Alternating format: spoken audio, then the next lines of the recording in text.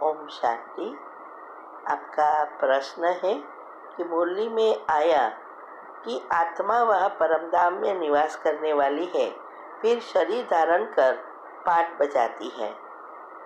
पुनर्जन्म में शिव बाबा तो नहीं आते, ब्रह्मा विष्णु शंकर को भी पुनर्जन्म नहीं लेना होता है।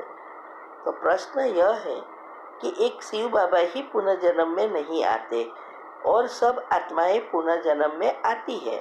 फिर शिव बाबा ने ऐसा क्यों कहा कि ब्रह्मा विष्णु शंकर पुनर्जन्म में नहीं आते? उत्तर है, ये ब्रह्मा विष्णु शंकर कोई व्यक्ति नहीं है, ना उसका स्थूल शरीर है ना उसका सूक्ष्म शरीर है, क्योंकि सूक्ष्म शरीर उनका बनता है जो आत्मा खुद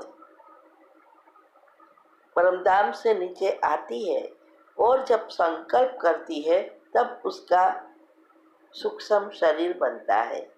ये सूक्ष्म शरीर जो शिव बाबा आके सूक्ष्म वतन में उनकी रचना करते हैं, वो एक एनर्जी है। ये 3 प्रकार की एनर्जी है जिससे सारी दुनिया चलती है।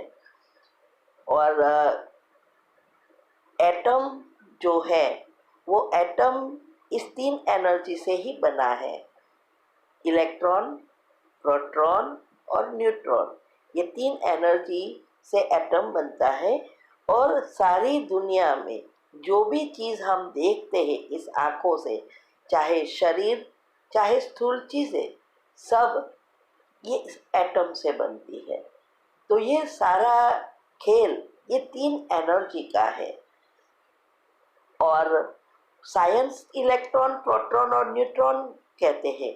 यही चीज कुंडलिनी चक्र में है, ईड़ा, पिंगला और सुषुप्ना नाड़ी। जब ये तीनों का बैलेंस है तो हम संपूर्ण सुख है, लेकिन जब इनबैलेंस हो जाता है तो हमारे जीवन में दुख आता है।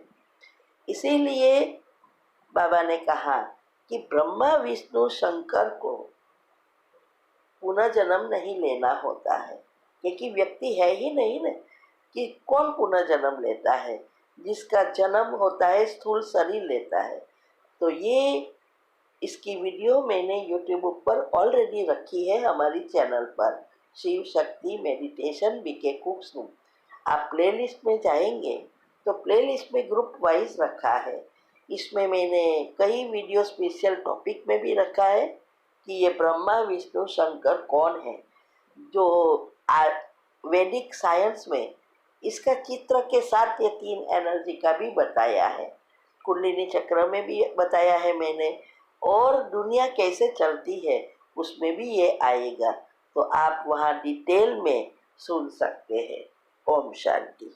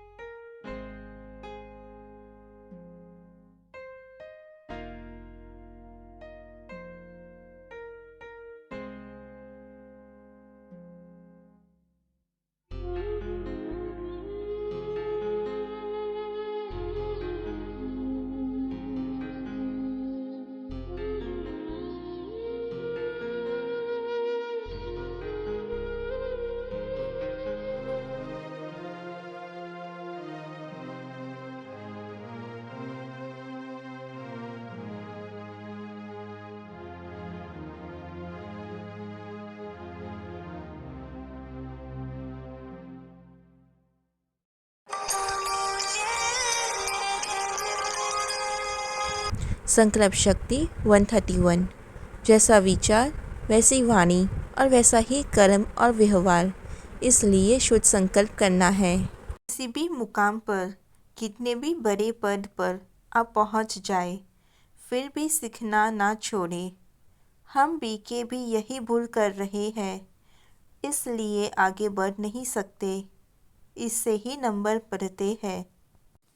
जैसे विचार होते हैं वैसे ही बोल होते हैं, जैसे बोल होते हैं वैसे ही व्यवहार और कर्म होता है, वैसा ही जीवन होगा। अगर संकल्प नकारात्मक है तो बोल और कर्म भी नकारात्मक होगा। संकल्प शुद्ध और सकारात्मक है तो बोल और कर्म भी शुद्ध और सकारात्मक होगा। अगर संकल्प चोरी के हैं, चरित्रहीनता, समाज विरोधी, कानून विरोधी के हैं, तो यह रास्ता जेल में खुलेगा। अगर मन में ईर्ष्या, दंगई, अगर संकल्प चोरी के हैं, चरित्रहीनता, समाज विरोधी, कानून विरोधी के हैं, तो यह रास्ता जेल में खुलेगा। अगर मन में ईर्ष्या, पीठ पीछे निंदा, सभी पर हुकूमत, दूसरों को दबाने, काम करना नहीं, सिर्फ श्रेय लेने का है, किसी को आगे ना आने देने के हो, तो यह रास्ता मानसिक अशांति, पारिवारिक अशांति, संस्था में अशांति, देश में अशांति ही लाएगा। चाहे आप भौतिक रूप से संपन्न दिखेंगे, आप अपने आसपास चापलूस लोगों से गिर जाएंगे। आपकी समझ काम नहीं करेगी। आपको अच्छे लोग दुश्मन दिखेंगे। हमारी जो भावना होती है उस अनुसार फल मिलता है, इसलिए अपनी भावना को श्रेष्ठ बनाओ। आपसे चाहे छोटे हैं चाहे बड़े हैं, दोनों की तरफ कल्याण की भावना रखो। बड़े भी गलतियां करते हैं, उनके भी आसुरी संस्कार है। चाहे कितना महान हो, उसे भी कल्याण भावना की ज़रूरत होती है, क्योंकि वह दूसरों का कल्याण करते करते खुद अंदर से खाली हो जाते हैं। उन्हें लोग मन से प्यार नहीं करते, मजबूरी से प्यार और ऊपर ऊपर का प्यार करते हैं। छोटे छोटे कदमों से आप अपना रास्ता विकास की ओर खोल सकते हैं। किसी को मिलने का समय दिया है तो उसकी पालना करें। कोई निर्णय लिया है तो उसे पूरा करें। किस भावना से हाँ या ना या साथ दे रहे हैं, अपनी भावना शुद्ध हो, धोखा देने की ना हो, नुकसान करने की ना हो, चाहे वो विरोधी भी हो। याद रखो, विचार के पीछे भावना क्या है, उस अनुसार मन में शांति या अशांति महसूस होगी। ओम शांति।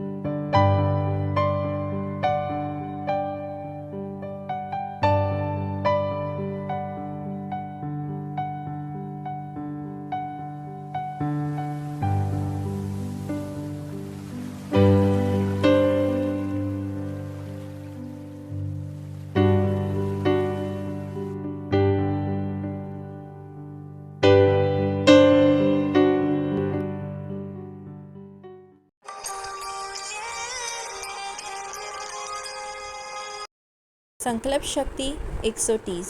जो चाहिए वही सोचने की कला आ जाए तो जीवन में सुख ही सुख है। जब हम किसी चीज़ से विदा लेते हैं तो मन में दुख की भावना होती है।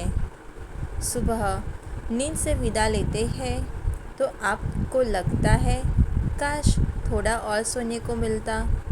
टीवी पर पसंदीदा कार्यक्रम ख़त्म होने पर दुख होता है। स्वादिष्ट खाना मिलना बंद हो जाए तो आप दुखी हो जाते हैं। ऐसे दुख ही दुविधा है। ऐसी जीवन में कई दुविधाएं होती है। सिर के बाल चल रहे हैं तो दुख होता है। उठने बैठने भागने में बुढ़ापे में जो दिक्कतें आती हैं इससे दुख आता है। लड़की की शादी होने पर विदाई के समय परिवार के सभी सदस्य रोते हैं। एसी कमरे से बाहर आते हैं तो थोड़ी देर असुविधाएं होती है। दिन में ऐसे कई सुखद बातें दिखाई देगी जिनसे मन का लगाव होता है, जिनसे मन का जकड़ा होता है। जिस चीज़ से लगाव होता है वह सुखद महसूस होती है। यदि हमें मनपसंद चीज़ नहीं मिलती तो मन में उस चीज़ को पाने के विचार चलते हैं। परिवार के सदस्यों को एक दूसरों से उम्मीदें होती है, जब वह पूरी नहीं होती तो दुख होता है। अचानक बिजली चली जाए तो दुख होता है। मन उसे कहीं न कहीं स्थायी बनाने का ही सोच रहा था। किसी चीज़ को जीवन भर स्थायी बनाने की इच्छा ही कुत्ते की पूंछ है। पूंछ सीधी हो ना हो, मुझे सीधा ज़रूर होना है। इंसान इन छोटे छोटे सुखों को छोड़ना नहीं चाहते। जितना जितना ध्यान को बढ़ाएंगे उतना ही यह सुख परेशान नहीं करेंगे। हर एक परिस्थिति में मन की अवस्था स्थिर रखने का ही पुरुषार्थ है। मन ही सुख दुख देता है। इसलिए हमें जो चाहिए वही सोचने की कला आ जाए तो जीवन में सुख ही सुख है। ओम शांति।